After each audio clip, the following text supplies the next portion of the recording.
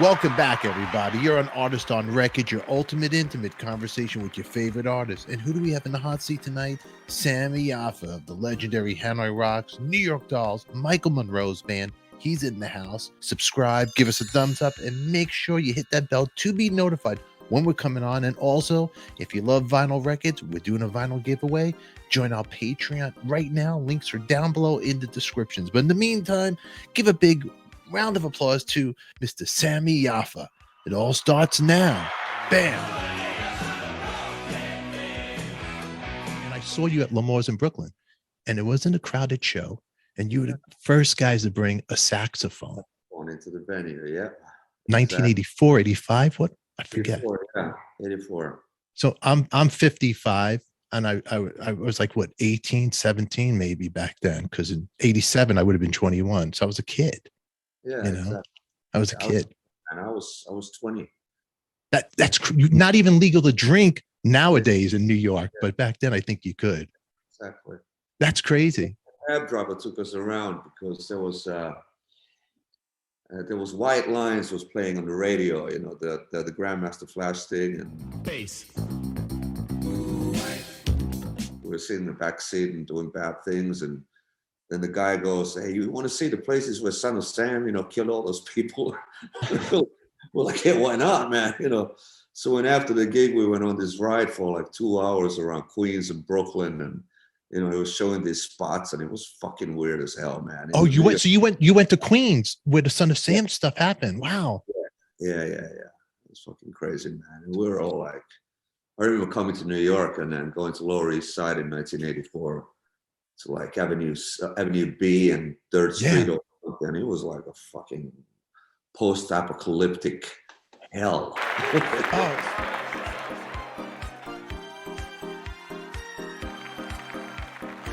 When you first came out to New York, 20 years old with Hanoi Rocks, you played, and correct me if I'm wrong, I remember L'Amour's, 𝗙𝗟𝗟.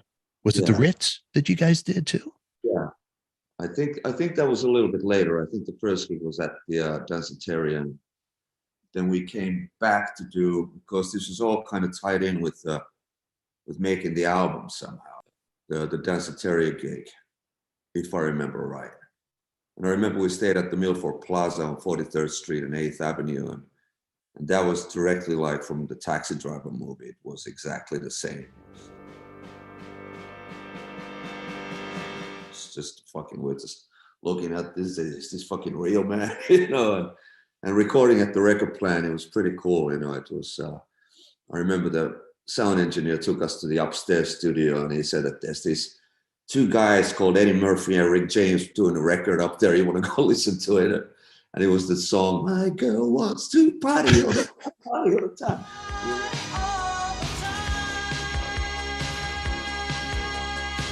We'll listen to the rough mixes of those and, you know, try to hook up with Rick and Eddie, but it didn't happen. It didn't happen.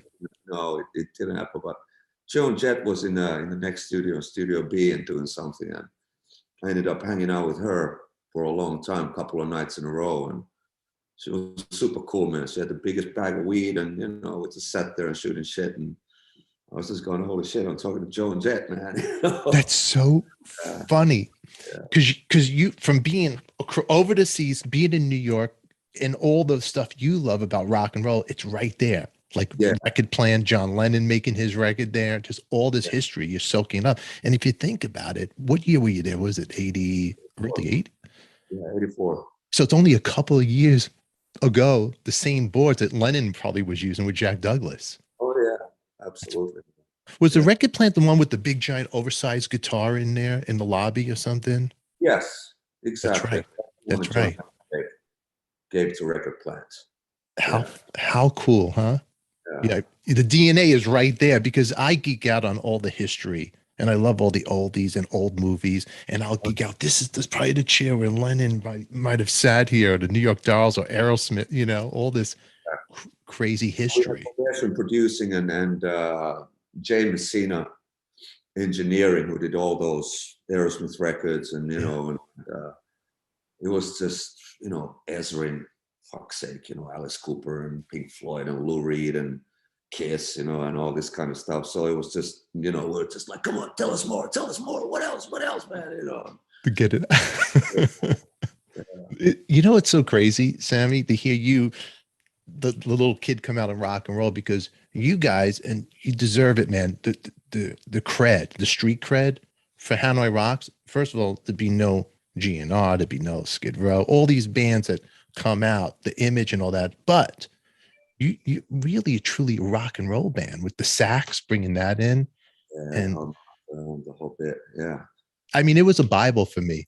All those wasted years, the live album, that was like a Bible, because I had all your songs in there on vinyl. I remember having that, and I would flip. It was like double album, and I would flip it over and just listen to it until I Get You. It was one of my favorites back then.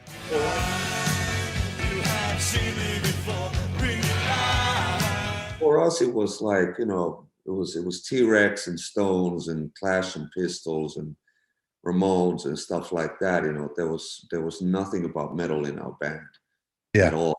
You know, there was not a single squeal on the guitar or whatever, man. You know, there was no galloping rhythms except for that one bass line of Motorhead.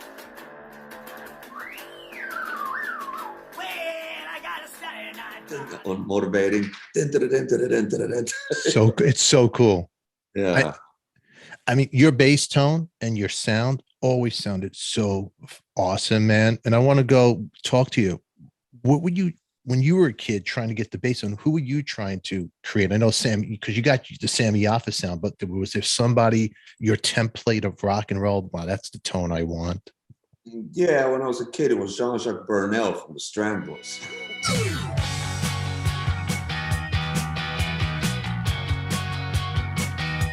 Okay. That was like when I was a punk kid, like, you know, I saw Something Better Change on TV, and when I got the first record, and that's one of the most monstrous bass tones there ever was, you know. And then I found The Damned, Machine Gun Etiquette, you know. You know, it's 𝗙𝗢𝗚𝗓 and all that kind of stuff. So those are the kind of, a lot of fucking punch and really nasty tone. That's what I was trying to go for. But, you know, we had pretty bad. The first album was all right, but the second album, I mean, the bass sounds okay, but the rest of the record sounded so crappy that we finally got to remix it, and that's going to come out, I think, before the end of the year, I hope. Wow. And, but those two guys, and then of course Lemmy is fucking huge, man. You know, yeah, I mean, that guy was a fucking beast, man. Something else. And a sweetheart at the same time, you know. Yeah. You know, right now everything is trending in the news and about this reunion, and we'll get there. But the main thing I want to talk to you about is your hats. I am like obsessed with your fashion, your style of fashion.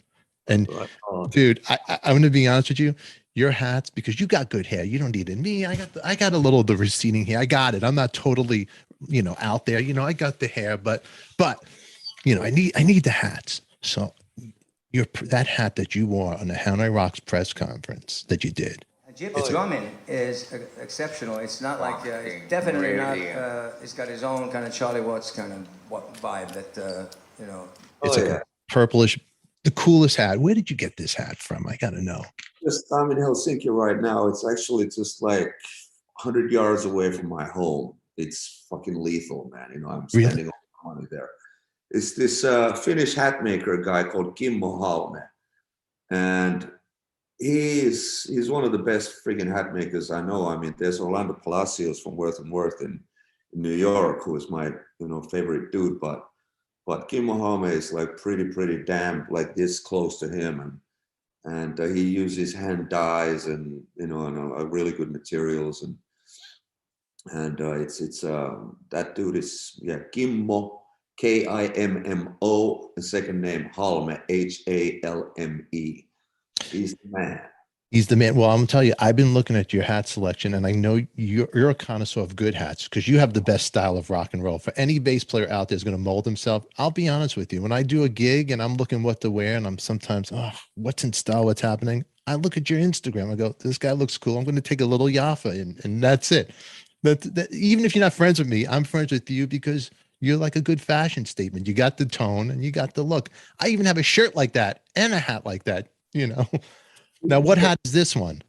This is an original fedora. This is from, I think, from the 70s or 80s. I bought it in 1991 in New York, and I bought it for $20, and it's still good. You know what? That hat now probably costs like $700. Exactly. Anthony Bourdain. But I needed a native son. Someone Finnish, but somebody I could relate to. So I reached out to this guy, Sami Yaffa, former bass player for the band Hanoi Rocks, later of the New York Dolls. Presently backing up Michael Monroe. This man, I thought, will surely help me navigate the strange, dark, and confusing cultural byways of this famously manic-depressive people. My first place in Helsinki, tiki bar. The chef. Yeah, You were on one of his shows. Yes, he came to Finland. It's crazy. Hysterical, man. That was an unbelievable week, man. It was like we shot for, I think, 8 days or something like that here in Helsinki, and it was just like I needed a liver flush after that, man. It was fucking intense. I got to ask you, was he a Hanoi Rocks fan? He knew about us. I don't think he's from a different generation, you know. It's like, but he was aware of us, you know. He knew who I was, but he was basically just looking for somebody. Actually, what's it called? Otto Shrunken Head on 14th Street and Avenue B. There's one of the owners, Nell, knows the Anthony Bourdain's production company's people, and they had asked from Nell if she knows any Finns in New York, and then she's like, well, that bass player from New York Dolls is Finnish.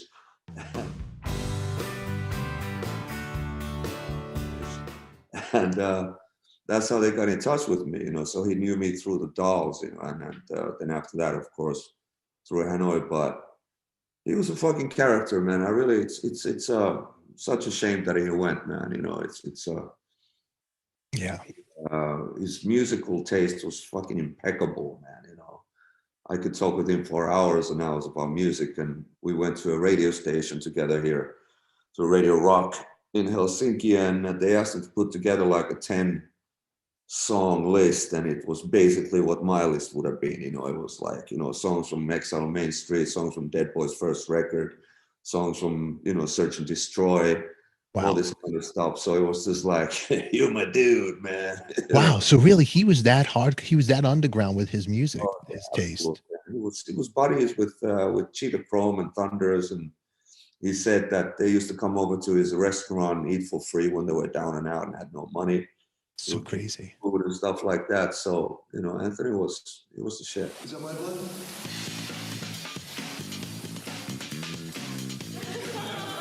To New York in 1990, and you know, I became friends with Didi, and he would just suddenly, you know, call me up and go like, "Hey man, I'm in your neighborhood. You mind if I come over, man?" You know? Hi, I'm 𝗠𝗓𝗏𝗏, and I'd like to congratulate myself and thank myself and give myself a big pat on the back. Thank you, Didi. You're very wonderful. I love you. Thank you. I was like, yeah, come on over. So we'd just sit around, have a beer, and, you know, listen to music and maybe smoke a joint and talk shit and all that. And then I'll, you know, call him up and say like, Didi, I'm making some pasta. You want to come over? And he would come over, and everything was really nice and good, right? And I moved. I lived on 27th Street at Broadway. Then I moved down to East Village, and I lived on St. Mark's for a while. And I just woke up one morning. I was going to go and get a cup of coffee from Gem Spa, and Didi's sitting on my stoop. And I go like, hey, man, how you doing, man? And he looks at me like he doesn't know me. He's like he's staring at me, and then he starts scowling, and then he gets up and he's got stuff. Fuck you, man! Starts yelling at the top of his fucking lungs, and Didi can be fucking scary, man, you know. Comes towards me with his fingers up and yelling, fuck you, man. I go like, yo, Didi, it's me, it's Sami, fucking stop it, man, what are you doing, you know? And then he turns around and goes towards 3rd Avenue and keeps fucking yelling, fuck you, man. You know, and I got all fucking bent out of shape. I was like, you know, man, I got really sad. And I was like, oh, God, have I done something? I haven't done anything. You know, what the fuck is this? Yeah. And like a couple of nights later, I went to what do you call it? The Grand, the old cat club. And Joey was there, and I told the story, and he's leaning on the bar. He's going, oh, Sammy, you finally met Dee Dee.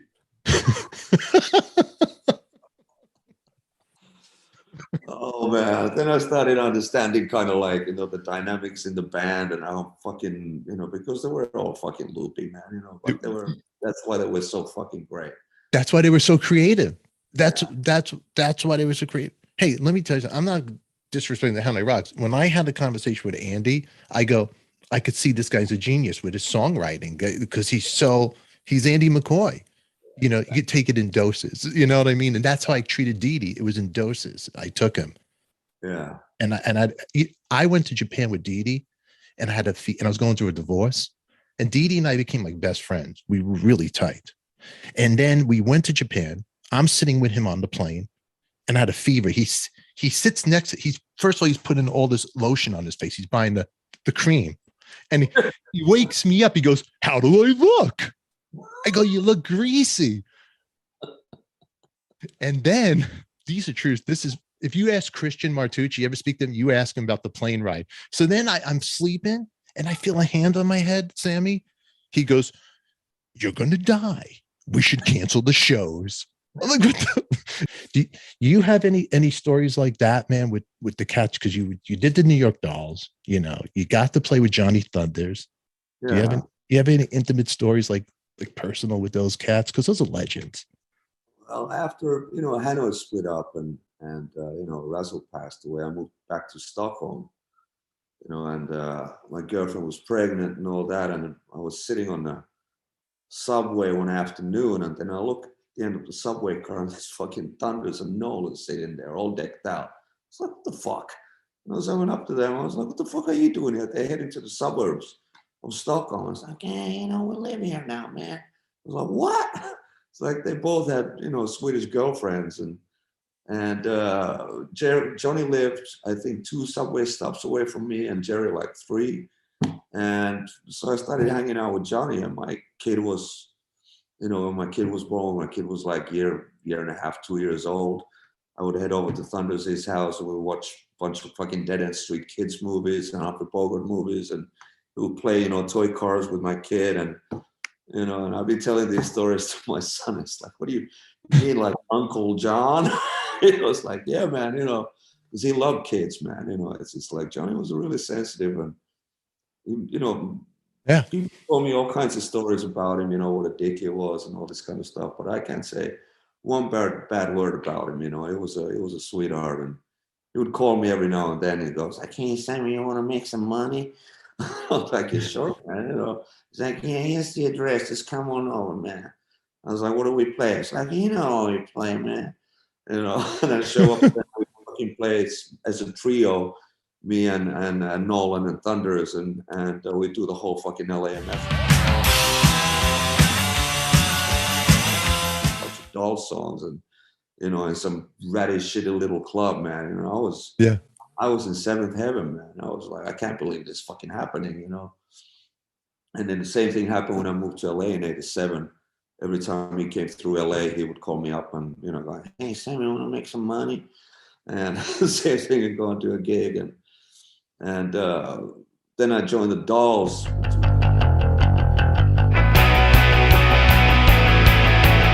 In 2004, I got the phone call from Donna from She-Wolves, and she called me up and said, "Sylvain is looking for you." And I met Syl like a year before, and we just got along like a house on fire, and drank all night and talked about music and clothes, and especially hats. And because he was making his own hats, I remember. Oh yeah, I have one of them. Do you really? Wow. And we became really tight, and he called me up and "Do you want to come, play bass for the Dolls?" I was like, "Fucking fuck off," And I ended up going to Steve Conti's rehearsal space on the Music Building on 8th Avenue, and that's when I met Johansson for the first time. Wow. And he goes, "I heard you're from Finland." I was like, "Yeah." "I heard you're alcoholics over there." So, "Well, some of us, yeah." It's like, "I heard you like the Puerto Ricans of Scandinavia." I was like, "Excuse me?" like, well, you know, knives, booze, get into fights. You know? That was my introduction to David, you know. It was amazing, man, you know. And Sylvain has said, like, you know, I asked, like, well, what should I learn? He just said, like, you know, just learn, like, Personal Crisis, Jet Boy, you know, blah, blah, blah, 4 songs or something. But I knew all the songs already, like, in the backbone. I just had to refresh my memory, you know, what key they were in. And it turned into that we played the whole first album from top to bottom, including Frankenstein. I was just basically just pissing my pants. I was fine with that. I was just like, okay, I've done that. Even if I don't get the gig, I got to do this. I'm happy. It's fine, you know. Then 2 days later, you know, Sylvain called me and said, Jackson, you know, you're in. Let's go and do this. And it was only supposed to be the Randall's Island gig, the Little Steven underground garage kind of big shindig with Stooges and Bo Diddley and Trogs and Wow. Strokes and all this kind of stuff. It was an amazing fucking festival. And then we're supposed to do tour of Japan later on. This was in August 14, and then we're supposed to go to Japan in September in 2004. And David was like, okay, guys, now we got to rehearse.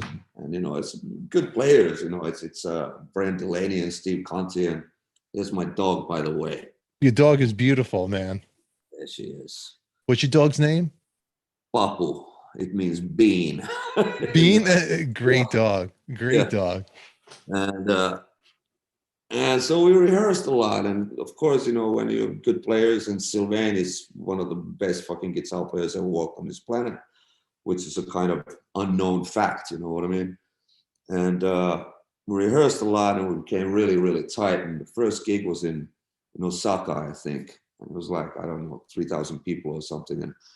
And in the middle of the song, in the middle of the set, after one of the songs, David comes up to me and goes, Sammy, it's not working. I freaked out. I was like, oh, fuck, I'm not working. I'm doing something wrong. I got all fucking paranoid for the rest of the fucking set. I was like, what am I doing wrong? And then he calls after the gig. He goes like, okay, boys, band meeting. We all go to the backstage and we go, what the fuck is wrong with him? You know, and he just goes, way too tight. No more rehearsals ever. We were together for 6 years and we didn't rehearse once after that. Really, really too tight. Too tight. He said rock and roll is not supposed to be this tight. It's supposed to be like it's going to fall apart. That is funny. Yeah, and it was great. And when we did the tours and all that, you know, we would get together and first gig we would do a long sound check and just refresh, you know, the memory, how the songs go and all that. But that's why it always then retained that kind of a, you know, kind of push and pull kind of thing, you know.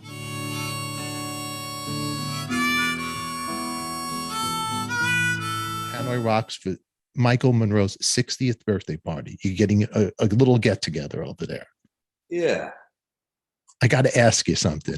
Is it good? Are you guys going to rehearse? Are you going to take a page from the New York Dolls page and like not so much rehearsal? We got about 3 days of rehearsals come because Chip lives in Sweden, so he's rehearsing on his own right now, and we all are kind of in the way, you know.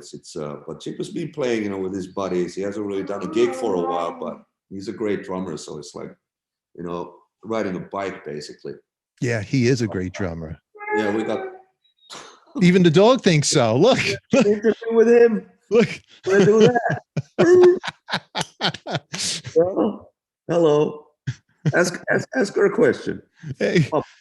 So, favorite Hanoi Rock song? Tell me. Come on. Do the Duck. So, is it like when you guys all got together for that meet and greet?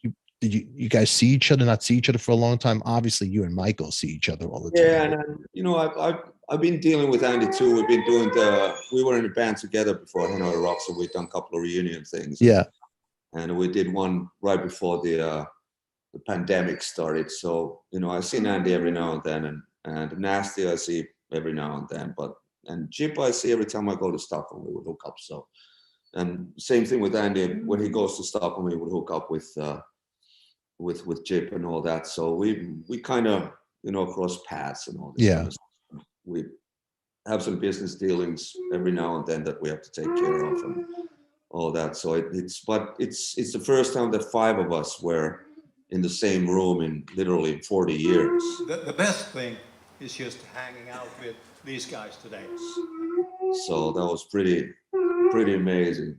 I love the dog talking. You know, it was great on the panel I was trying to watch when you guys start talking in a different language. I'm like, God, talk Brooklynese. I can't even speak my own language. But when you guys go to that level and I can't understand what you're saying, you know what I do? I look at everybody's hat, and I'm going to tell you something. You got the coolest hat on the panel, and that's it. The band. No offense to everybody else. I mean, Andy has, you know, he has like this piece of art, but your hat is just. It's just more suitable. Andy looked like a maniac. He has the cane, like he's going to hit somebody. It's like you know, the 14 if you weigh too much acid, you know. You don't want to mess with Andy. Right now, you're so far away. You know, when Razzle passed away, that was a hard thing. Or anybody close to you? Any signs or anything to you that you've seen? Yeah, it's. I got together with this lady that I ended up marrying later, more for the green card than anything else, but it wasn't a good thing.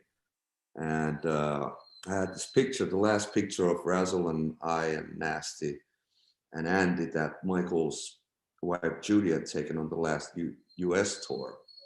I lived on 27th Street and 6th Avenue, and I was in my bedroom just going to bed, and I suddenly heard, I mean, this thing was hanging on a nail that was literally this long and this thick in a stone wall. And I just heard bang, crash, boom. I was like, what the fuck was that? And this was right after I had met this lady. And I go into my living room, and there's the picture of Razzle. It's fractured and it's broken, and it's literally about 6 feet away from the wall. I don't know how the fuck that happened. Wow. That was a little sign that I should have like, okay, think about it twice. You know what I mean? It was some kind of yeah. Wow. That's crazy.